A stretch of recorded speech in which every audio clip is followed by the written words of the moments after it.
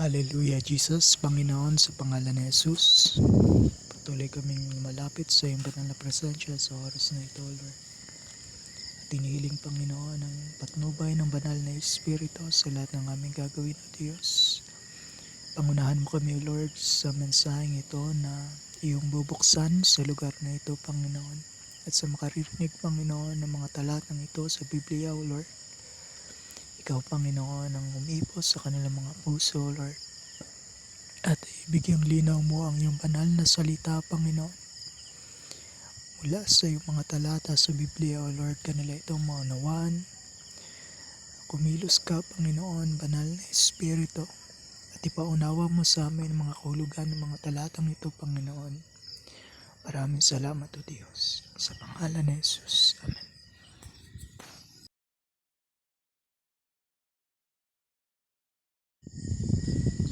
Amen. Hallelujah. Jesus, the grace of God to the world sinners. John 1 verse 16. The head bodily church among all believers all over the world. Ephesians 4 verse 15.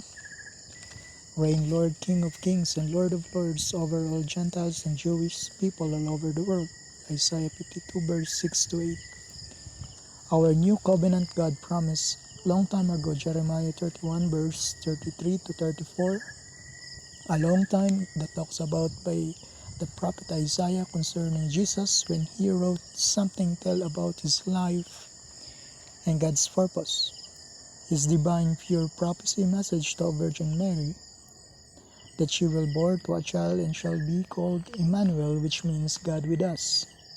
Luke chapter 2 verse 33 to 35, Matthew 1 verse 23, Isaiah 7 verse 14.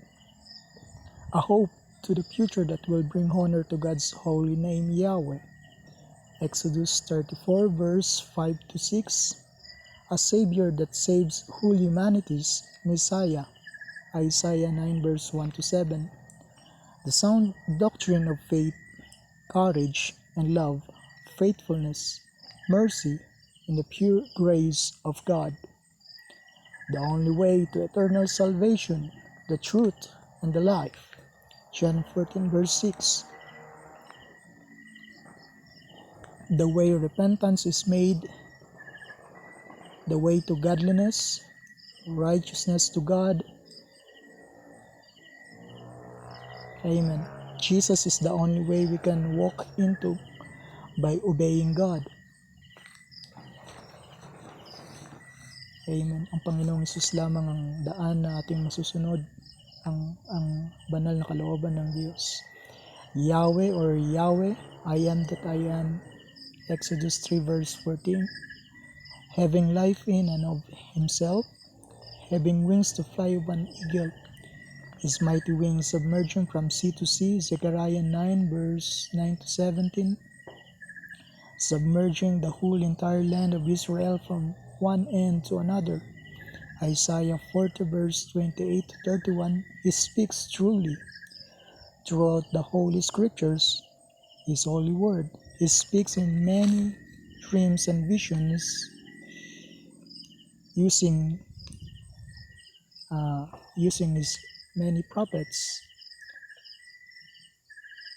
He talks to Prophet Daniel of the Old Testament Bible and to John the Baptist to the book of Revelation, the whole written chapters, and to us interpreted by His word. Numbers 12 verse 6, He is the rebuker, a rebuker himself against the devourer or Satan the Lucifer. Zechariah 3 verse 2. He cares for His people. Under His pinions, everyone's faith finds safety place. We all hide safe. Amen. Deuteronomy chapter 32 verse 9 to 14. Deuteronomy 32 verse 30. How could one person chase 1,000 of them, and two people put 10,000 to flight, unless their rock had sold them, unless the Lord had given them up? Deuteronomy 32 verse 30. He can, and He will. He easily subdued the whole entire land of our nation, Philippines.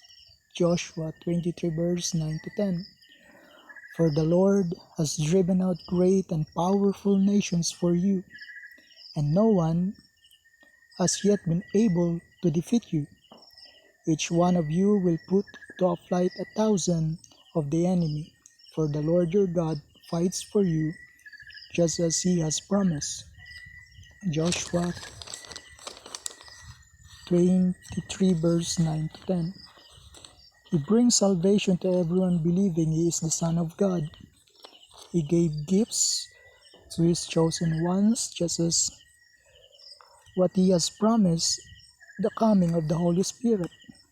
John 16 verse 7 to 14, John 15 verse 26, John 20 verse 22, to testify all about his word that he is Lord and Savior of all humanity. Amen. We are driven by his word, hearing him, his sweet audible voice coming from his divine spirit. Amen. That he is telling us on what to do. He is always speaking to us through his word. Amen. John 5 verse 24 to 25. And so we are, the dead live, come alive. We are come alive hearing Jesus' voice commanding us, calling us each one by name. 1 Peter 2 verse 9, Revelation 17 verse 14. He has made all his word come true to us, his chosen people, called and faithful servants. All the glory and honor and praises belong to him, his name. Hallelujah. Revelation 5 verse 11 to 12. The new song of his majesty, King of all glory, and the Lord of heaven armies dwells among us. So the Word became human and made his home among us. He was full of unfailing love and faithfulness, and we have seen his glory, the glory of the Father's one and only Son. Amen. John 1 verse 14. Amen. Purihin po ang Panginoon sa kanyang mensahe sa oras na ito.